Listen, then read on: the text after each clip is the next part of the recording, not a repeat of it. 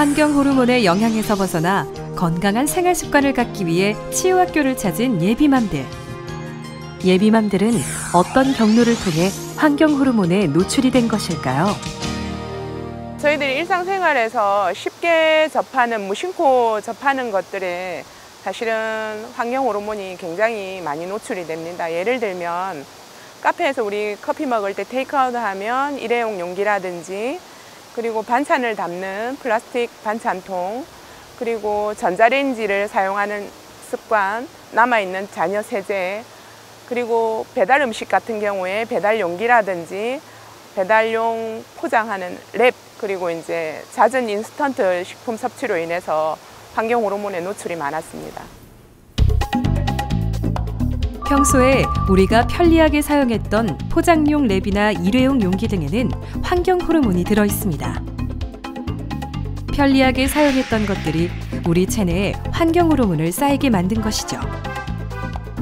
그렇다면 생활 습관을 어떻게 바꿔야 할까요?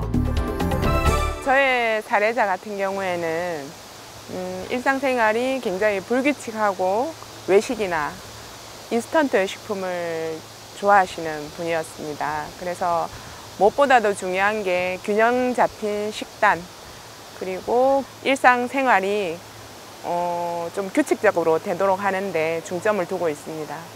본인이 생활하면서 쓰는 일상생활용품, 그 중에서도 화장품, 그리고 본인 몸에 쓰는 바디 로션, 바디 클렌저, 치약, 이런 것들 저희들이 관리를 하고 있고요. 그리고 더 나아가서는 반찬을 담는 반찬 용기, 그리고 식재료까지 저희들이 관리를 하고 있습니다. 치유학교에서는 환경 호르몬으로부터 멀어진 환경에서 적절한 운동을 하고 내 몸을 살피는 방법을 배웠습니다. 그리고 8주 동안 개인의 몸 상태에 맞춰 힐러의 세심한 관리도 받았는데요. 예비맘들의 환경 호르몬 줄이기가 시작됐습니다.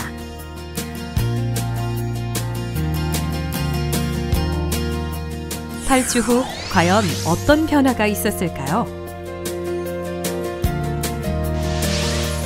놀랍게도 비스페놀 A와 프탈레이트계 환경 호르몬이 눈에 띄게 감소한 모습을 보였습니다.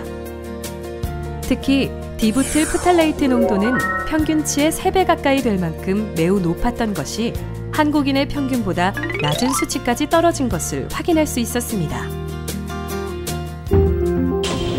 의식하지 못하는 사이 우리는 환경 호르몬으로 둘러싸이게 되었습니다.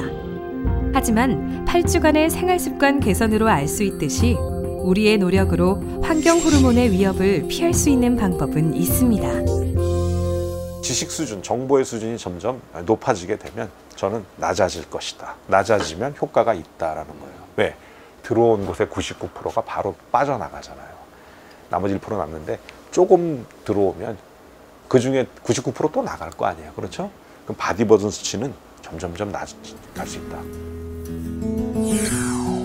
우리 몸은 환경 호르몬을 줄일 수 있는 회복력을 가지고 있습니다. 문제의식을 가지고 일상에서 환경 호르몬이 들어있는 제품을 피하고자 노력한다면 충분히 환경 호르몬 노출량을 줄일 수 있습니다. 하지만 환경 호르몬 문제는 결코 개인의 힘만으로 해결할 수는 없습니다. 이미 우리 사회 전체에 환경 호르몬 발생원들이 넘쳐나고 있기 때문인데요. 일상생활에서 되도록이면 플라스틱을 안 쓰려는 노력을 기울이는 게 제일 중요한 거겠죠. 그래서 가장 기본적인 이제 텀블러 들고 다니는 거, 그다음에 장바구니 챙겨서 다니면서 이제 비닐봉지라든지 일회용컵 사용하지 않는 것들이 가장 기본인 것 같아요. 개인의 노력과 함께 사회의 노력도 중요합니다.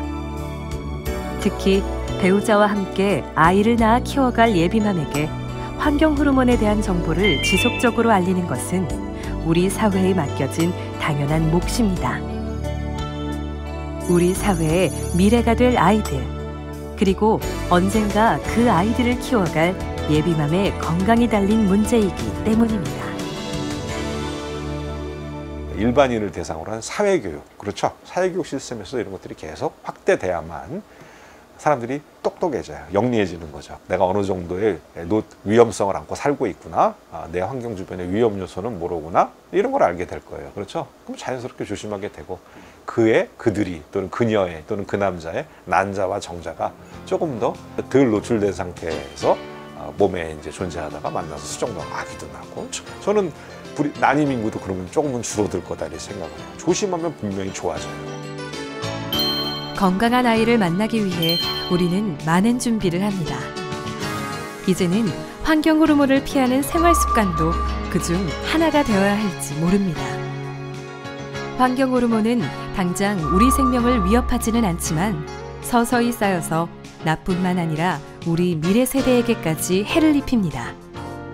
다음 세대들에게 어떠한 환경을 만들어줄 것인지 그것은 지금 우리에게 달려 있습니다.